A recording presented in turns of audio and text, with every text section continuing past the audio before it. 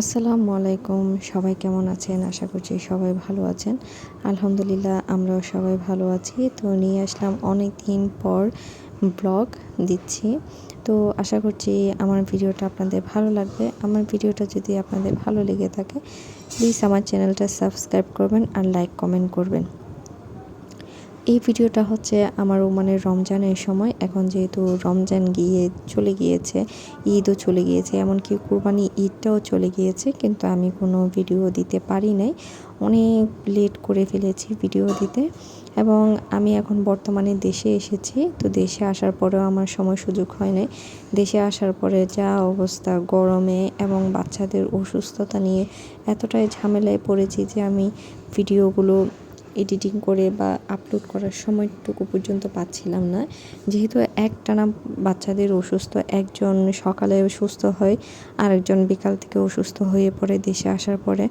তো মোটামুটি দেশে একদিকে আসার পরে খুশি লাগছে, আবার অন্যদিকে দুঃখও লাগছে, যেহেতু আসার পরে একদিনও শান্তিটা পাচ্ছিলাম না।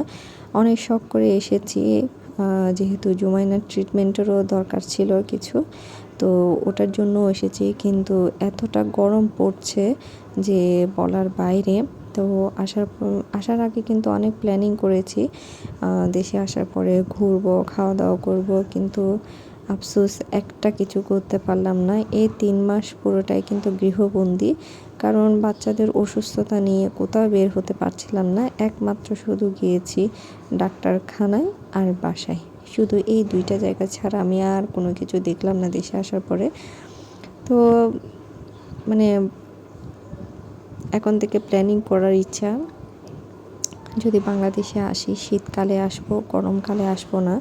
এতটা গরম পড়েছে, আর কারেন্টের কথা কি বলবো, প্রচুর ডিস্টার্ব করছিল। তো যাই হোক, এইসব কথা না হয়ে পরে আর না বললাম। তো এখানে যে ইফতারগুলো দেখতে পাচ্ছেন, এগুলো হচ্ছে জিসানের টিচার যিনি বাসায় এসে পড়ে, ওনার বাসা থেকে পাঠানো হয়েছিল। তো আমার জন্য ইফতার পাঠানো হয়েছে, যে আমি জিসানের বাবাকেও বলতে ভুলে গিয়েছি। তো উনিও বাইরে থেকে ইফতার নিয়ে এসেছিল। তো তারপরে হালকা পাতলা বাসায় কিছু কিছু রেডি করেছিলাম। তো ওগুলো মিলে সব কিছু মিলে অনেকগুলো ইফতার হয়ে গিয়েছিল। যাক আলহামদুলিল্লাহ, তখন মোটামুটি খুব ভালো করে খেয়েছি, খুব মজাও হয়েছিল, অনেক কষ্ট করে বানিয়ে দিয়েছে।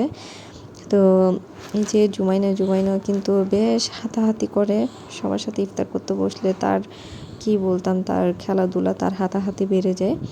আরেকটা কথা হচ্ছে, এখানে যে বিরিয়ানিগুলো দেখছেন, জীবনে প্রথম 200 জন মানুষের আমি বিরিয়ানি রান্না করেছি।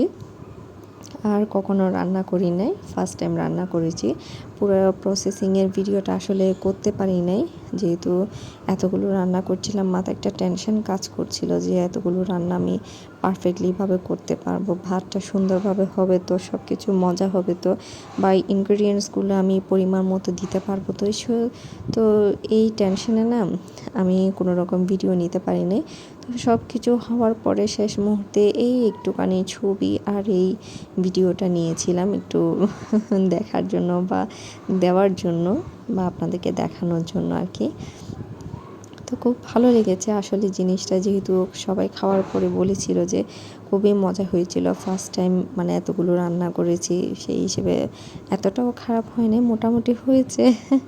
তো এই সব কিছু করার পরে জিসান পা কেটে ফেলেছে খেলতে গিয়ে, টাইলসের মধ্যে পা কেটে ফেলেছে, আবার তাকে নিয়ে ডাক্তারের কাছে গিয়েছি। তো যেহেতু আমরা দেশে যাব, তো সেই কারণে আমাদের কিছু কেনাকাটা ছিল, আমরা কেনাকাটা করব, তো সেই জন্য আবার বের হয়ে গিয়েছি। তো এখানে এটা সুলতান মার্কেটে এসেছে, সুলতান সুপার শপে। এই যে ট্রলিগুলো দেখছেন, এরকম কিন্তু বেশ কয়েকটা আছে বাচ্চাদের জন্য, যারা বাচ্চা নিয়ে আসে একা। তো বাচ্চারা তো স্বাভাবিক সুপার শপে আসলে অনেক রকম দুষ্টামি করে, কান্নাকাটি করে, বাচ্চা নিয়ে তো আর বাচ্চার সাথে এগুলো করা যায় না। তো ওদেরকে এই গাড়িগুলোর ভিতর বসাই দিলে ওরা আর দুষ্টামি করে না, খুব সুন্দর করে বসে থাকে, এনজয় করে। তো এই মার্কেটে এসেছি, এখানে তো 10টা-11টার মধ্যে সব কিছু বন্ধ করে ফেলে, রোজা বলেন আর নাই বলেন, ওদের টাইম যেটা ওইটাই, ওই টাইমের বাইরে কিন্তু একটা কিছু খোলা থাকবে না।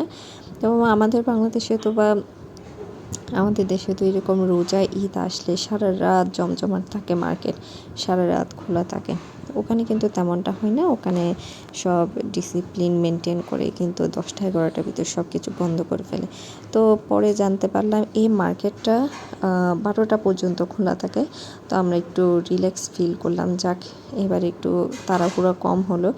তো তারপরেও আমরা মোটামুটি একটু হাতে সময় নিয়ে বের হয়েছি, যেহেতু ঘুরে ঘুরে জিনিস খুঁজে নিতে হয়। সুপার শপগুলো তো কম বড় না, ওখানে তো হাঁটাহাঁটি করতে করতে অনেকটা সময় চলে যায়। দেশে যাব, সেই জন্য দেশের জন্য কিছু জিনিসপত্র কিনতে হবে, এবং ঈদ চলে আসবে, ঈদের বাকি হল তখন 2 দিন কি 1 দিনের মতো বাকি। তো সেই জন্য বাসায় গেস্ট আসবে, তাদের জন্য কিছু নাস্তা পানি রেডি করতে হবে। সেই কারণে আমারও সেই জন্য গ্রোসারি কিছু জিনিসের প্রয়োজন। তো সেগুলো কেনা আর বাংলাদেশের জন্য গিফটস, তো সব কিছু মিলিয়ে এখানে আসা।